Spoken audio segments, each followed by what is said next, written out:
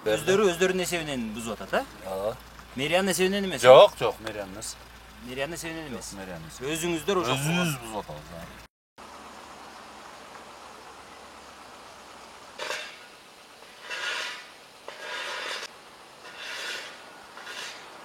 Саламатсыздарбы?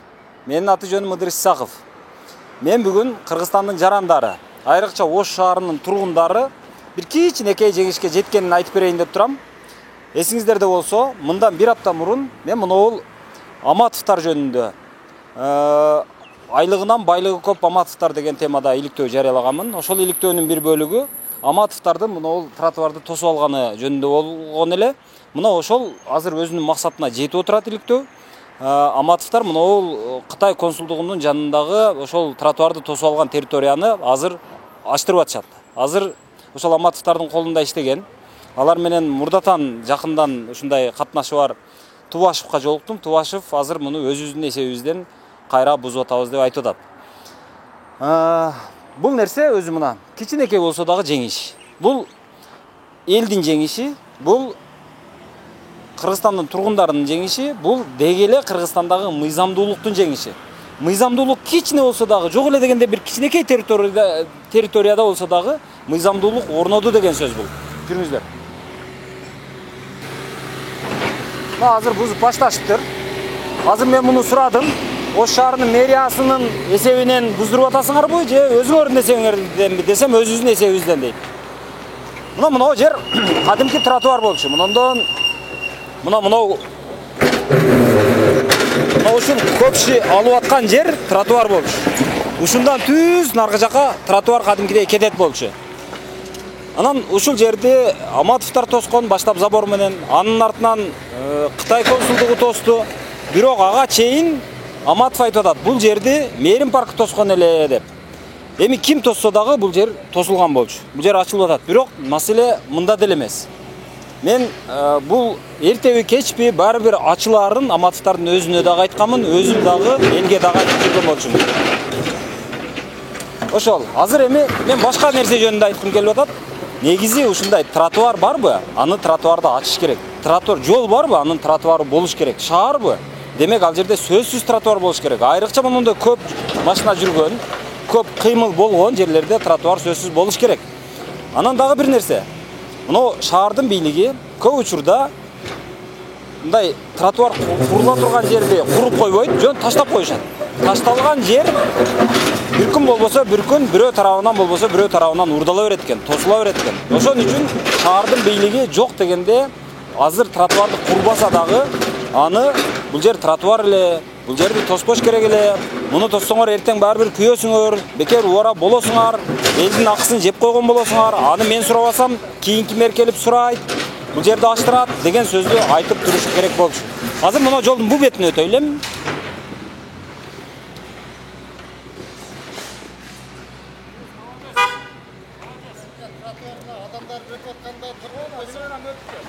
Аял кишилер өтүп жатканда жакшы.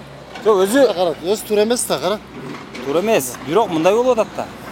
Тротуар бар жерби, шаарбы, анда тротуар тосулуш керек экен. Мындай ачылыш керек экен. Анан аны эч ким тротуар кылып койбосо, анда бирөө болбосо бирөө урдай берет экен да. Азыр мына жакты караңыз. Бул жак деле тосулуп турат да. Наркы жагы деле тосулуп турат да. Ошону куруп коюш керекпи, кандай дейсиз өзү? Өзү коопсуздук болуш керек да. Адамдар пешком басып өткөнгө мына машиналар өтүп атат. Башка чоң жолдо тротуар болуш керек да.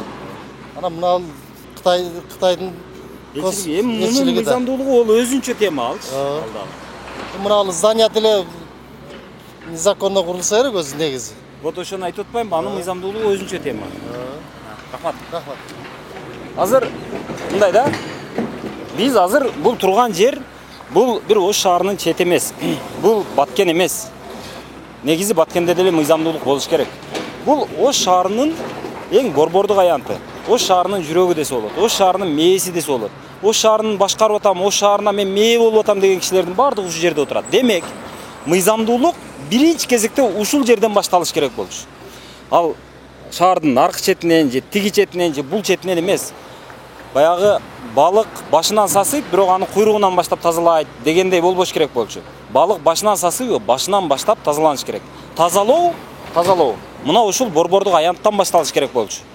Себеби мэрия айтат да, башкаларга айтат да, "Өй, мыйзамды сактагыла" дейт. Мыйзамды сен өзүң сакта да, өзүң турган жерден сакта да деген логика деген сөз мына ушул да. Мына борбордук аянтка кире турган наркы жагында да тротуар жок. Бул жагында тротуары бар.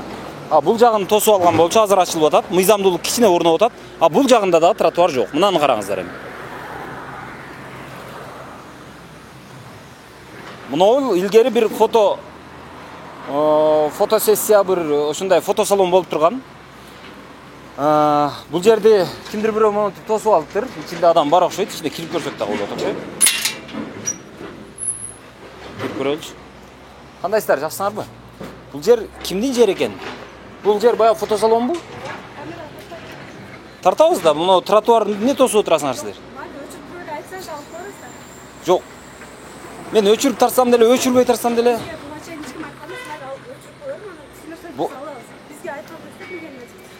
Бул жер ачылыш керек. Мындан да түз наркы жакка чейин ачылыш керек. Тротуар болуш керек. Макул. Бул жерде бир келин суранып атат. Мен тартпай эле койгула, айтсаңар эле ачып коебуз деп атат. Макул эми. Так. Мына жер сиз чыкпайсыз. Мына жер мына тосулуп турат азыр. Бул эми строительный жөнүндө тосмо. Бул жер убактылуу тосмо дешим мүмкүн, бирок убактылуу болбош керек бул.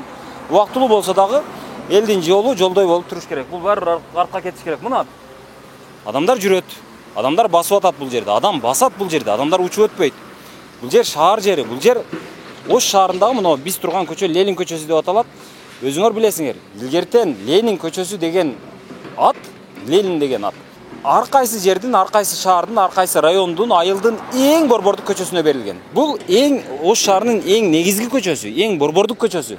Демек бул жерде монтип адамдар басат, эртелик кеч жүрөт. Борбордук көчөдөй өңү болуш керек. Борбордук көчөдөй жүзү болуш керек. Борбордук көчөдөй инфраструктурасы болуш керек. Ал жерде борбордук көчөдөй мыйзамдуулугу, курулуш эрежелери бардыгы сакталыш керек. Мына Ош шаардык мэриясы азыр ошол жолдорду ачам деп атат, тротуарларды курам деп атат, жашылдандырам деп атат. Мына ушул нерсени шаардык мэрия борбордук көчөдөн башташ керек болчу. Азыр эми наркы четтен, берки четтен баштап атат, билбейм эми. Бирок бул баары бир бүгүнбү, эртеңби, бүрсүкүнбү, баары бир көчөдөй болот. Кыргызстан өнүгөт, көчөдөй болот, жол жолдой болот, тротуар тротуардай болот. Акыры замандын талабы, элдин талабы ушул. Баары биз баары бир бүгүн болбосо эртең мыйзамдуулукка келебиз. Бүгүн болбосо эртең жакшы көчө курабыз. Ошого сиздер бөркүңүздө ишениңиздер. Ошондуктан азыртан жолду урдагандар урдабасын, тоскондор тоспосун. Бирөө тосуп аткан болсо, башкаларыбыз кой деп туралы, аш деп туралы.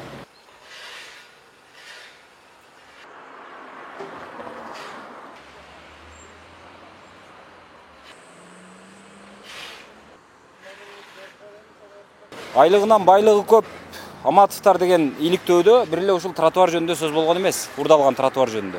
Тротуардын артындагы мына урдалган жерге курулган имарат жөнүндө.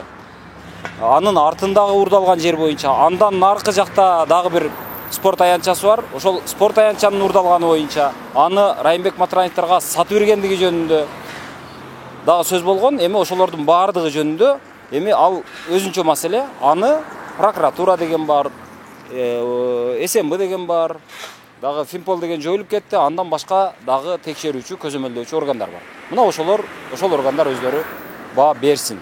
Мына мен турган жер кадимки жол, бул тротуар. Муну Союздун убагындагы архитектура боюнча курулган тротуар.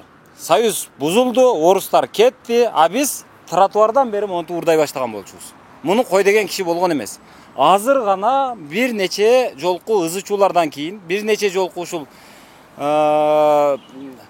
бакырыш, кыйкырыш, ушу жөнүндө айтыш, сындаш, ошодон кийин гана ушинтип ачылып отурат. Мына жер ачылыш керек, эми мына жерге ступенька кылып, тепкич кылып. Андан нары тегиз жанагындай болот деп үмүт кыламын. Аматовтар ошол элдин жолун тосуп, элдин акысын ушунча жылдан бери жеп отурганына жараша, мына жерден теп-тегиз кылып, жакшына кылып, же болбосо тетиги жактан көтөрүп, мына жерди жакшылап тротуардай бир өңүнө келтирип коюш керек деп эсептейм. Негизи мындай да, Аматовтардын азыр бир баласы вице-мэр болуп отурат. Бир баласы кече Ош шаардык кеңешине депутаттыкка талапкер болгон. өзү Аматовдун дагы бир иниси облуста губернатор болуп турган. Аматов өзү тарбия берүүчү, жаштарды тарбиялай турган, жаштарды кесипке үйрөтө турган мына айыл чарба техникумунун 30 жылдан берки директору. Ошол жок дегенде ошол кишилер үлгү болуш керек эле да. Жок дегенде ошол кишилер урдабай туруш керек эле да. Жок, булар урдап эле келатат. Анан эгерде уурлук кыла турган болсо, уурлардын өзүнүн жээги бар. Алар каралар, алар түрмөдөн башы чыкпаган жанагы романтиктер. Мына ошол уурлугун кылып, ошол бир күн түрмөдө, бир күн сыртта уурлук кылып, кайра түрмөгө түшүп жүрө бериш керек эле. Жок, мен андай эмесмин. Мен эл башкарам, мен элге акыл үйрөтөм деген кишилер анда уурлуктан колун тыя жүрүш керек эле. Азыр тескерисинче бизде уурлар менен туурлардын жээги аралашып кеткен. Анан ким уур экенин, ким туур экенин биз жакшы билбей, ажырата албай келатабыз. Ошондуктан эгерде кинде ким ууру болом десе, уурлукту кесип кылып тутам десе, ал ошол өзүнүн жээгинде жүрө берсин. Ууру болуп жүрсүн, аны биз туталы дагы кармап апарып камай берели. Бирок жок, мен туурумун деген киши анда сөзүнө жооп берсин. Ал тууру болуп жүрсүн дайыма. Ал ак көйнөк кийгенге жараша, галстук такканга жараша, жыйындарда чыгып элге акылы үйрөтүп сүйлөгөнгө жараша, өзүн максималдуу түрдө таза алып жүргөнгө милдеттүү. Эл болсо, мына ошол галстукчандардан тазалыкты талап кылышы керек. Талап кылып дайым ошол тазалыгынын далилин дайыма көрсөтүшүн талап кылып, аны доолап, аны сурап жүрүшүбүз керек. Азыр дагы бир жерге баралы, тетиги жакта. Ош шаарынын Борбордук аянтынын наркы тарабы. Ал жагын дагы көрөлү. Мына турган нерсе бул бизде баягы элде лежачий полицейский деп коет, лежачий ГАИ деп коет. Кыскасы бул ушундай тосмо. Бул тосмону кайерге коет? Бул тосмону машинанын ылдамдыгын азайтыш үчүн дүкөндөрдүн же болбосо мындай бир чоң стоянкалардын жанына коюп койсо, же бир мекеме ишканалардын алдына коюп койсо болот эле. Бирок бизде кандай кылат? Муну кадимки Оштогу эң борбордук, эң центральный деп аталган абдан кыймыл көп көчөгө эч тартынбай эле коюп коет. Неге? Себеби муну коюп койбосо адам өлүмүнүн же болбосо ар түрдүү кырсыктардын саны көп болот. Муну койбош үчүн не кылыш керек эле? Муну койбош үчүн кадимки тротуарды ачыш керек эле. Жөнөкөй тротуар болуш керек эле. Эл ошол тротуар аркылуу басыш керек эле. Эл көчөдө жүрбөш керек. Бизде эл көчөдө жүргөн үчүн, тротуар жок болгон үчүн, анан ушу жерде бир кырсык болуп, анан ошодон бир жана жетекчи балеге калып кетпесин деп, анан кийин ушундай лежачий полицейский дегенди коюп коюшат. Эң жаман көргөнүм ушу. Жолдой болуш керек. За рулем ошол рульда бараткан адам, машина айдап бараткан киши ошол машина айдап бараткандай барыш керек. Тосмо болбош керек. Силер дагы жаман көрсөңөр керек ушунучу, айдоочулар. Мына мен турган жер Борбордук аянттын түштүк тарабы. Тротуар жок мында дагы. Борбордук аянт турат. Бул жерге эл монотип жолдо келет. Ар дайым мына жерде бир иш-чара болгондо жол тосулат. Не үчүн? Себеби тротуар жок бизде. Тротуардын бардыгын же кылбай койгонбуз, орус келип кылса калды ошол. Анда урдап атабыз, урдабай калган жерлерибиз анан монотип кылынбай калып кеткен. Анан эгерде орустар тротуар кылып бербей койсо, анда биз өзү кылбай эле койдук. Биз ойлоп атабыз да, бул жерге орустар тротуар курган эмес экен, демек бул жерге тротуар курбай эле коюш керек экен деп ойлоп атат окшойбуз бизчи. Мына караңыздар, мына менин артымда мына өзүнүн жолу турат. Мына жерге тротуар кылып койсо болобу? Болот. Муну биз кылбайбыз. Ошол эле учурда азыр барып көргөзөм. Мына жерде Изюм деген кафе бар. Алар өздөрүнө жакшынакай кылып алышкан. Себеби өздөрүнүн кардарларына алар кам көрүш керек да. Алар өздөрү куруп алышкан. Бирок ал элдин тротуары, элдин жолуна курулган. Аны албай атабыз. Мен муну менен эмнени айткым келип атат? Мен муну менен эгерде өкмөт ушул жерди тротуар деп белгилеп койбосо, өкмөт тротуар экенин көрсөтүп койбосо, өкмөт же тротуар куруп койбосо, анда бош жетке жаткан жерди көрүнгөн киши тосуп, урдап ала берет экен. Ошого жол бербейли деп атам. Азыр тетиги жакта ошол азыр көргөзөм аны дагы. Ал жакта дагы ошол бул ээн жөн эле өзүнчө каралбай жаткан жер болчу, анан аны тосуп бул жактын дагы тротуарын алып алышкан. Бул дагы жанагы азыр ошол коомдук иштерге, саясий иштерге аралашам деп жүргөн жигит ушунун кожоюну. Ким, Марс беле? Исаковпу? Марс Исаков беле? Так. Мына жер имар строй деп жазылып турат, бирок бул имар строй, бул не строй мен билбейм, бул бирок бул конок үйү бирдеме болуш керек эле. Бул жер Марс Исаков деген ишкерге таандык жер. Мына ушул бактын ичине алдагы эбин таап ушул бактын ичинен ушинтип жерлерди алып, ушинтип курулуштарды куруп бирдеме бир ишкерлигин кылып келатат. Ал ким? Марс Исаков бул кече ушул шаарга Марс Исаков мэр болот экен деген имиштер чыгып жүргөн жигит. Ал өзүнчө партия түптөп, өзүнчө ушундай бир коомдук иштерге аралашам деп жүргөн жигит. Бирок ошол жигиттин кылганы эмне? Жүрүңүздөр эми. Мына парктын бул жагын кадимгидей тосуп алган. Жөн эле тосуп койгон. Бул тротуар, жана мен айткандай тротуар жок да. Бул жакты тротуар курган эмес да, баягы Союз. Куруп бербей койгон. А биздикилер, анда тосуп алса боло берет экен деп тосуп алышкан монтип. Анан бирок тротуар өзүнө керек экенин сезип атат, конокторуна керек экенин сезип атат. Монтип жакшынака кылып өзүнө тротуар курган мына. Мына бул тротуар мына. Жолчо. Бул бир эле бул жагын эмес. Бул наркы тарабын дагы тосуп алган. Мындан нары тротуар жок. Бул мына жанагы Изюм деген кафе, кайрадан айтып коеюн. Бул ошол Марс Исаков деген жигитке таандык. Мына. Бул жагы жок. Мындай келесиз. Бул жакты эмнегедир чыгармачылыгы ойноп кеткен дагы, монтип өзүнчө таш менен монтип ирейиткен жанагындай кылган. А ушуну нарагыраак кылып түз эле кылып койсо боло эле. Анан эми мына жагын караңыздар эми. Бул жагын дагы монтип тосуп алган монтип. Мына жагы дагы тосук. Буга ким уруксат берип атат? Муну мындай ушундай Оштогу эң крутой кафенин кожоюну болсоң эле ал кишилерди кой деген адам жок болуп калабы? Ал кишилерге бардык нерсе мүмкүн болуп калабы? Мына. Мынаны караңыздар. Тиги жактан орус илгери тротуарды куруп берип койгон экен. Ал жакта тротуар бар. Анан бул жака келет. Келгенден кийин мындай бир тепкич бар. Ошо тепкич менен чыгасын десе керек орустар. Бирок анан бул жакта жок. Макул, ал тепкич кала берсин. Ал парковка болуп калыптыр. Макул. Эми бул жактан жок дегенде ачып коюш керекпи монтип? Монтип ачып койсо, ошол Марс ким Исаковдун ишкердиги жүрүшпөй калабы? Кыскасы ушундай да, айтсаң кылынат да, айтмайынча кылынбайт. А бирок айткан кишини жаман көрө беришет. А муну мисалы Талай Сарыбашевка мен айтышым керек беле. Талай Сарыбашевдун колунда архитектура деген, курулуш бөлүмү деген, экотехинспекция деген бир нече органдар отурат го. Мына ошолор кой, мына жерди ушунча иш кылыпсың, бул жактан ушунча мындай бир пайда табып атыпсың, ишкердиң жакшы, азамат. А бирок мына жерди ачтагы, мына жерди тротуар кыл деп койсо болобу? Же болбосо ачып кой, биз өзүбүз кылабыз деп мэрия өзү кылса болобу? Жок, ал жок. Анан муну айткан киши ким болот? Ыдырыс болот. Ыдырыс ушундай майда чүйдө нерселерди айта берген болот, анан Ыдырыс жаман болот. Себеби айттырбай кылып койсо болот беле ушуну. Маселе ушунда. Бул баягы тротуар урдаган киши бир эле Аматов эмес.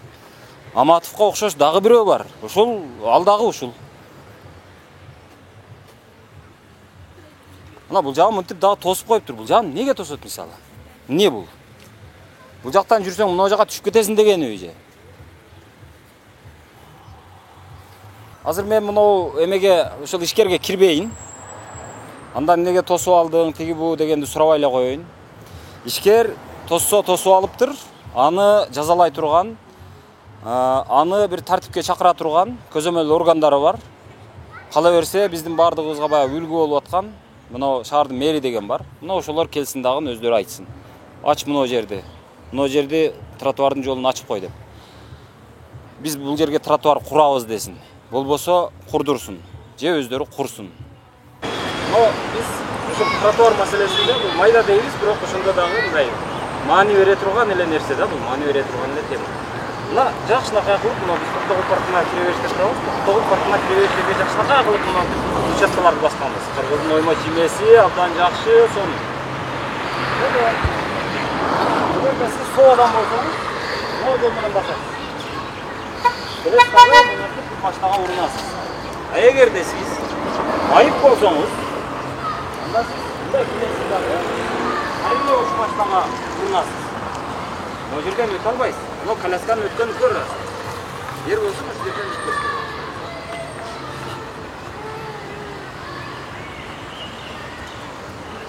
Мына элге керек экен бул жер. Коляска менен өтүп акчабы, бул далилди. Далил. Мына бул жактан өтө албайсың. Айланып анан кийин бул жагынан өтөйүн десең машинаны. Анда сен мына чоң көчөгө чыгасың. Мына жолго чыгасың. А бул жер баягы Оштун жалаң көпкөндөрү, жанагы коррупционерлердин балдары келип ушул жерде баягы көңүл ачат жер. Бул жерге келген, ушул жерге машина токтоткондордун көпчүлүгү Масабалда келет. Же ушул жерде Масабалда чыгат. Жок дегенде ушул жерде тротуар болуш керек. Мына жактан учуп келип, мына катар турган машиналарды сүзгөндөр болгон.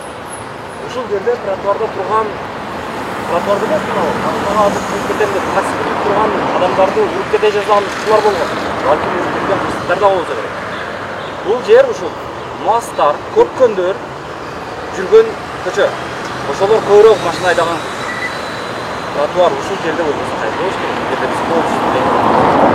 Азыр кайрадан жүрүп. Мына жолду көрдүңүздөр, машинага такаласыз. Бул жолду көрдүңүздөр, машинага такаласыз. Эми жок, тротуар бул жакта болсо керек да, деп бул жакка келесиз. Мына. Жакка келсеңиз, мына заборго такаласыз, мына тосмого такаласыз. Болду, анан бул жака чыгасыз, чыксаңыз кайра эле ушул жана парковкага чыгасыз. Же кайра бул жака киресиз, же кайра жолго чыгасыз. Мына жаш балдар жүрүп атат ушулар. Ушинтип, ушул жерде. Дагы жакшы мунун коляскасы жок экен. Буту барыраак нерселер, эмелерди, балдарды ээрчитип кетип атат. Эми наркы бетине дагы өтөлү эми ушунча.